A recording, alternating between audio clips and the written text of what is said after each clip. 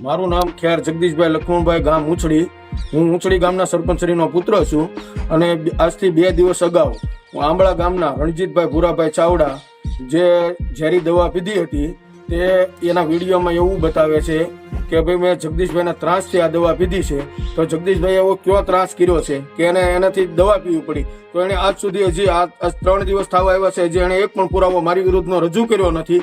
અને બીજું કે એવું બતાવે છે કે ભાઈ કોઈ બાર ગામના આના એની હારે કોઈ પીને છોકરાઓને મોકલીને મને ધાક ધમકી અપાવે છે. તો આ સુધીમાં જે છોકરાઓના કોઈને એને નામ નથી આપ્યા, કોઈ છોકરા એને ધમકી આપવા હોય એનો કોઈ પુરાવો નથી આપ્યો. અને બીજું કહેવામાં એ આવે છે કે એ એમ કહે છે કે ભાઈ એને જનતા રેડ કરી હતી. તો જનતા રેડ મેં કરી હતી મારા ગામની અંદર જે નશાના ધંધા કરતા હતા એના માટે એમની જનતા રેડ કરી હતી. એમાં ડાઠા પોલીસ સ્ટેશનના સ્ટાફને અમે સાથે રાખેલો હતો. અને જનતા રેડ કરવી કોઈ ગુનો નથી, ગામ લોકો પણ મારી સાથે હતા, એ કોઈ ગુનો નથી. બસ.